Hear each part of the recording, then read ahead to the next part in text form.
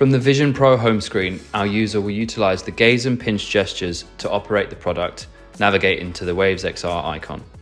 As the app launches, they will be prompted to allow location services to enable the app to find the closest beach or registered surf location.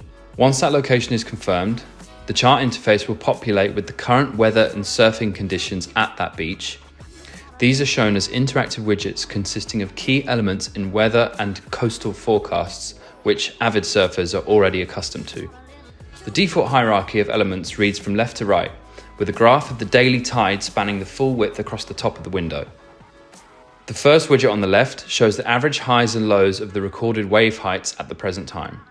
The second widget shows another view of the tides, this time showing direction as well as the highs and lows. The mid-central elements show the strength and direction of the wind. The widget below this shows the swell height and direction.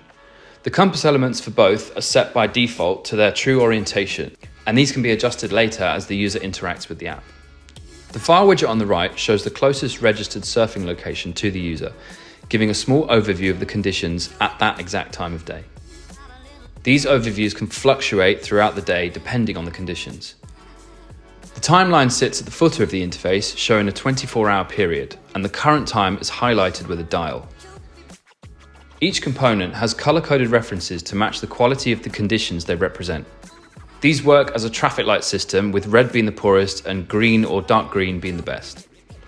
One of WavesXR's advantages to the user is the ability to view the 3D representations of the location that they're focusing on, giving additional insights to help create a more immersive experience when it comes to chart reading.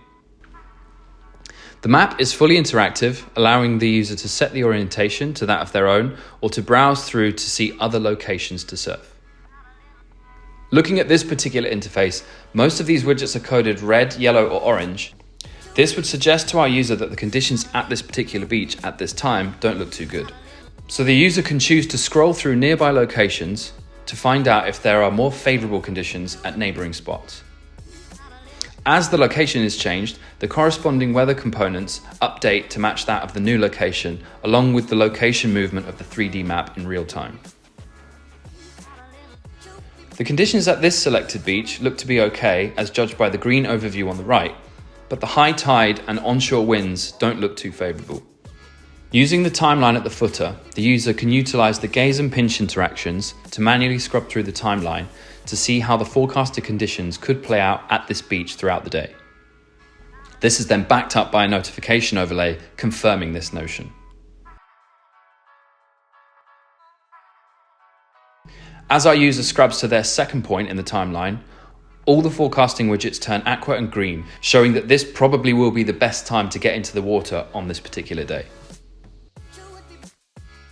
Based on my initial research, one of the most used features for surf tracking was the use of beach webcams, which are widely broadcast on surfline.com.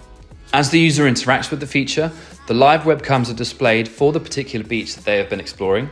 Some popular surf destinations have more than one camera to show different breaks or different sections of the beach. If this is the case, the user can use the gaze and pinch interactions again to scroll through the various webcams at that beach to see the conditions at those different points.